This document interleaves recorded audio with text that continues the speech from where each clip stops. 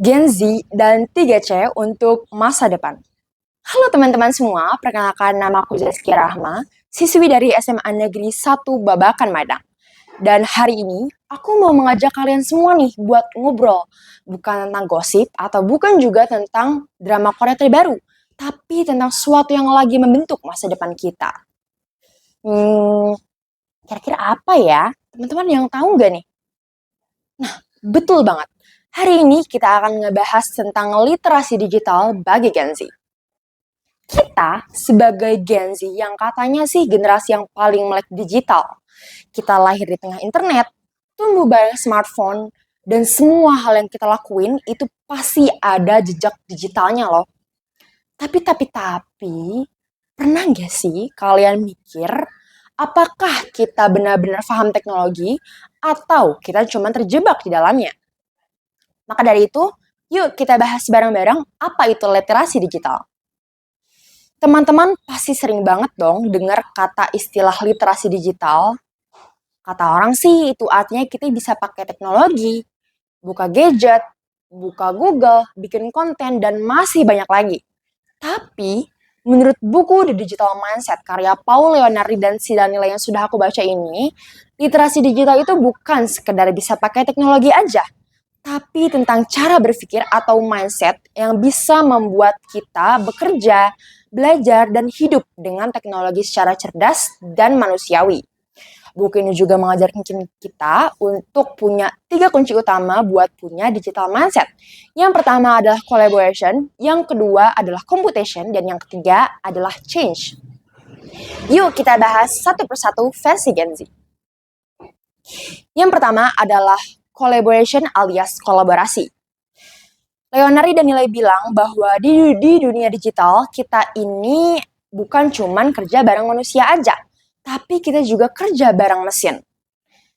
Tapi kolaborasi tersebut bukan berarti kita biarkan mesin mengambil alih nih seluruh kehidupan kita.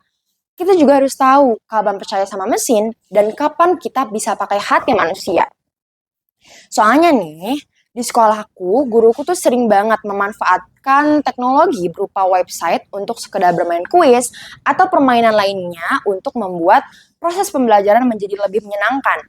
Website yang biasa aku pakai atau mungkin teman-teman juga sering memakainya itu seperti Kahoot, Quizizz, Padlet, dan masih banyak lagi.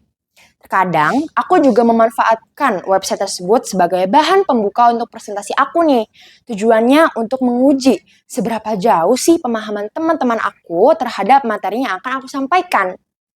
Yang kedua adalah computation atau berpikir secara komputasional. Kata ini tuh terdengar cukup ribet, tapi arti gampangnya ini tuh tentang melek digital. Setiap hari kita bisa tahu nih, berapa sih jumlah followers di Instagram kita. Kita bisa tahu berapa views video di TikTok kita, atau kita bisa tahu berapa persen baterai HP kita setiap detiknya. Tapi, apakah kita paham makna dari itu semua? Leonardi dan Nilai pernah bilang bahwa kita nggak perlu jadi programmer yang genius. Kita nggak perlu paham 100% tentang digital. Yang kita butuhkan adalah aturan 30%, yaitu cukup tahu dasarnya, yang kemudian kita bisa belajar untuk berpikir secara sistematis dan logis. Karena beberapa siswa di sekolah aku tuh punya bakat yang gokil banget. Mereka ini jago banget buat bikin coding. Salah satunya itu coding Arduino yang kemudian mereka aplikasikan untuk membuat suatu karya dan berhasil membuat teman-temannya dan pihak sekolah menjadi bangga banget sama mereka. Karya yang mereka buat yaitu adalah tempat sampah pintar. Karya mereka cocok banget buat kaum berbahan Gen Z. Misal, teman-teman malas buat buang sampah, tinggal kasih instruksi dan tempat sampahnya bakal nyamperin kita.